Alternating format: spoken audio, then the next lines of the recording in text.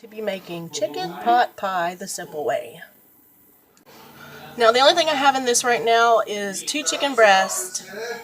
Like I said, all I have in it right now is 2 chicken breasts. They're large, just diced up, and some rosemary, salt, garlic, and pepper.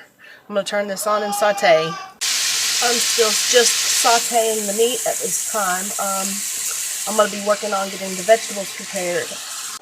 Right now I'm just preparing the vegetables. These are frozen bird's eye vegetables. It's a 16-ounce bag. So I'm just going by the cooking instructions on the bag, and I'm going to drain them, and it's going to go in the chicken pot pie also. Now you could saute these onions with the actual chicken itself, or you can do it separately. I chose to do it separately because I like to get mine a little bit more brown and more with the caramelization before I put them in with my chicken pot pie. Now I'll saute these onions until I have got them to at least a translucent look, and then I'm going to start adding all the other stuff, and I'll show you what I'm adding next. In this pot, this is where I'm going to do the mixture to the actual chicken pot pie, so it's like the filling. I'm going to be using the cream of chicken. You can choose to use the less fat version or less salt version. I just like it because it does already have everything added in it. So I go with this one. This is the 22.6 ounce can. See, I've added my cream of chicken and mixed it together. And next I'm going to add my milk. This is where I'm going to add 3/4 cup of milk. This is the brand of my choice. This is my favorite. It's lactose free. My family absolutely loves this brand. Again, 3/4 cup of milk you're going to add to this mixture down here. Next, I'm going to add my 16 ounces of vegetables, and then I'll show you guys when I'm done mixing that in to this mixture. Now you don't have to add this to the mixture, but I do like the potatoes in my chicken pot pie.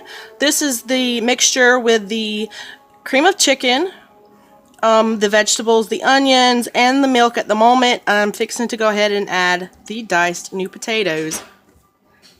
I just want to add this note. Also, make sure you drain your vegetables and your potatoes very well. At this point, you want to go ahead and preheat your oven to 450. That way, when you get done lining your little pan and everything with all your mix and get everything together, the oven is ready.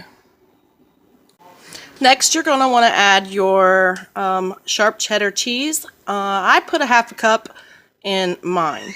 So that's what I'm going to do next, is add a 1/2 cup of cheddar cheese to the mixture and stir and then heat it. Now that I have my mixture complete, I'm going to heat this on medium for a few minutes until the cheese is actually melted. And once the cheese is melted, then the mixture is actually ready to be poured. While you're waiting on your mixture to heat up, go ahead and spray your casserole dish. I use the one with flour in it.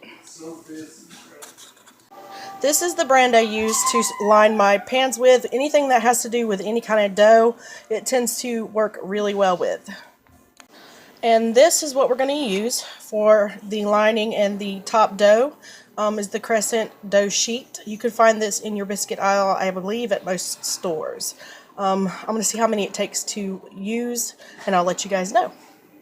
Now that I have this lined, I'm going to go ahead and add the chicken to the mix and mix everything together and then pour. Okay, so I've added the chicken to the mixture. I have melted the cheese in the mixture on medium heat, and now I have poured it into the casserole dish along with the crescent dough. Next, I'm going to put the top on, maybe add a little cheese, not sure yet. I'm going to take the dough that I put on top, which is also the croissant dough, and I'm going to fold it in and try to get it around the mixture so the mixture doesn't come out. If you can see, that's what I'm doing. Now that I have the dough tucked in around the edges, you're going to want to take and cut slits in the top so it can actually breathe and actually get some air in there and cook the dough and set it so it's not doughy. Cutting holes in this has proven to be a little bit harder than expected. So I went ahead and just poked some holes in the top.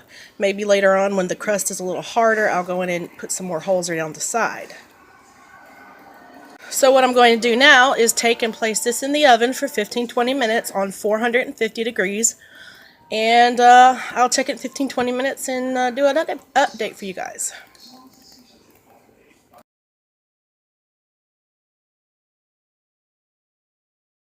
A total of 20 minutes in the oven at 450. Let's see what it looks like on the inside.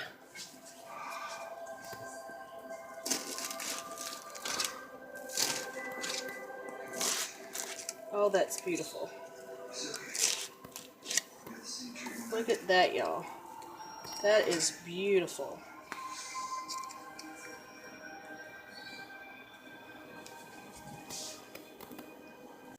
And that is the complete pie. I hope you guys enjoyed the video, and it did take 3 of the crescent sheets to actually put the dough and cover it completely. And everything seems to be beautiful. Good luck on trying this, and if you do, let me know in the comments.